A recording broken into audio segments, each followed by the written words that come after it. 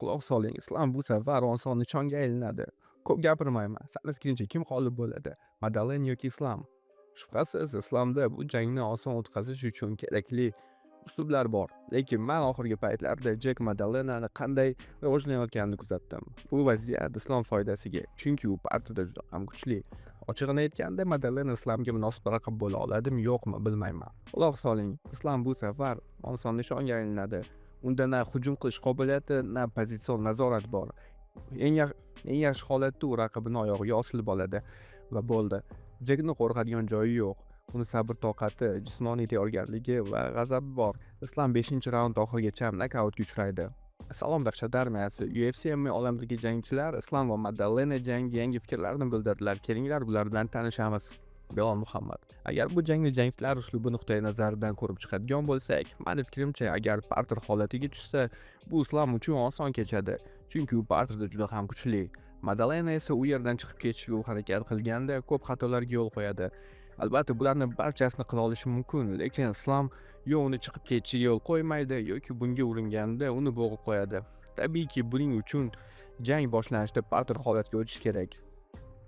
BRICS hamkorligida tayyorlandi. Siz bu yerda top matchlar, top keplar va matchlarda g'olibingizni aniqlashingiz mumkin. Kommentariyada yozilgan ссылка orqali o'ting yoki xohlagan joyingizga yangi registratsiya qilib, bizni promokod dahshat MMA deb yozsangiz, sizga eksklyuziv tariqasida birinchi pul to'ldirganingizdan keyin 10 million so'm beriladi. Ko'ramiz, islomni kurashi qanchalik yaxshi, ayniqsa Madalenadek ayyor jangchi bilan. Ammo yana bir marta aytaman, Parterga tushganda u yerda islom dominant bo'ladi. Aytgancha, Jackning murabbiyi islom bilan jang ular uchun san bilan jangdan ham ko'ra qiyinroq bo'lishini aytishdi. Sen bu haqda nima deb o'ylaysan? Ha, bu ikki xil jang. Bu yerda boshqa gap yo'q ham.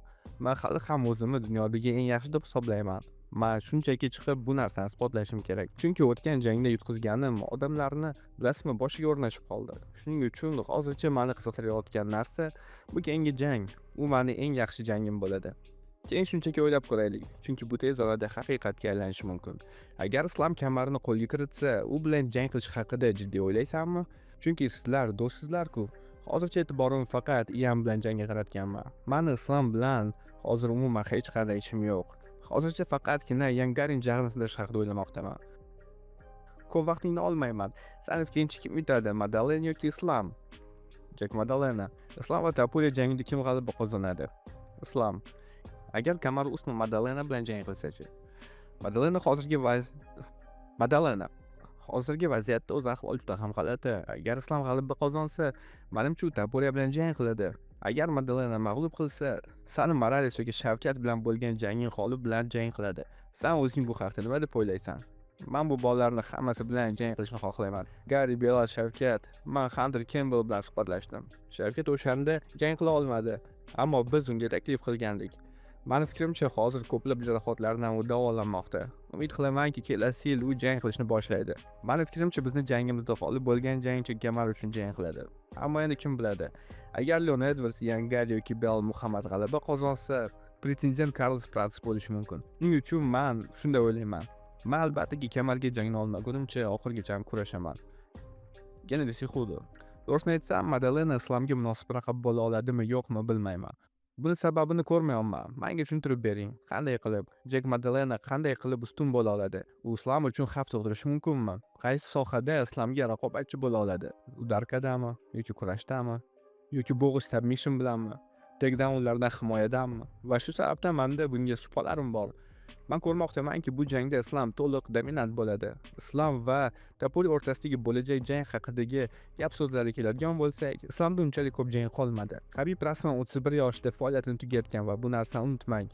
Bu yigitlar haqiqiy monsterlar kabi shug'ullanadilar. Ular shunchalik qattiq mashq qilishadiki, jarohatlar ko'payib ketadi. Buning ustiga bu odamlarni cho'qqiga chiqishiga qandaydir alohida munosabati bor. Menimcha, Hamza Chimayev ham yaqin orada faoliyatini tugatishi mumkin. Kamarni 1-2 marta himoya qiladi va bemalol quyoshning tagida dam oladi. Kelinglar Jack Madalena hisobdan chiqarib ko'ramiz. Men bu yigitni ancha vaqtdan beri kuzatib kelaman va uni rivojlanishini ko'rmoqdaman. O'ylaymanki, u har qanday raqib uchun qiyin bo'ladi. U katta baquvvat ha. Menimcha, islomda muddatdan oldin g'alaba qozonish, bu jangda osonlikcha yutish, raqibini orqadan bo'g'ib qo'yish yoki submission qilish uchun yetarli mahorati bor, lekin baribir mani fikrimcha imkoniyatlar teng. Har qanday natija bo'lishi mumkin. Chunki yana bir marta aytaman, oxirgi paytlarda Madalena qanchalik o'sganini ko'rdim. Bundan 1,5 yil oldin umuman yangi yuz edi. Hozir esa ular qanday ishni uddasidan chiqishdi. Menimcha bu ikkala tomon uchun og'ir jang bo'ladi, lekin agar kimdir buni oson ko'rinishda uddalay olsa, u aynan Aslamdir. Chunki u ham menga o'xshab juda ham yaxshi uslubga ega. Tapuriyaning yarim o'rta vaznga ko'tarilish haqidagi barcha gap so'zlarga kelsak, bu bo'lishi mumkin deb o'ylayman, lekin har qanday holatda ham bu yerda uzoq qolmaydi. Chunki u haqiqiy jangchi, Islam bilan jang qilishni xohlaydi. U yangi vaznni xohlamaydi. Shuning uchun agar Islam yangi chempion bo'lsa, shunda ehtimol u ko'tarilishi mumkin. Misol uchun Islam kamarni qo'lga kiritdi deb o'ylaylik. Tapoya o'rinda turib Islomdan kamarni tortib oladi. Nima uchun u yarim o'rta vaznda kuchli raqiblar bilan qolishi kerak? Buni hech qanday ma'nosi yo'q-ku, to'g'rimi? To'g'risini aytganda, kim biladi, UFC bu jangga ruxsat berarmikan? Ular vazndan sakragan jangchilarni yaxshi ko'rmaydilar. Garchi bu shou uchun juda ham zo'r jang bo'lsa ham, hamma narsa bo'lishi mumkin to'g'risi. Ammo o'shanda meni Islomga qarshi jangim ancha qisqa bo'ladi deb o'ylayman. Chunki bu yerda ikki qirol pound for pound, sobiq va amaldagi qirollar jangga to'qnashadilar. Savol shunday, Oq uyda bu jang bo'lishi mumkinmi? Juda yaxshi savol. Bilmayman, lekin menimcha imkoniyatlar yaxshi.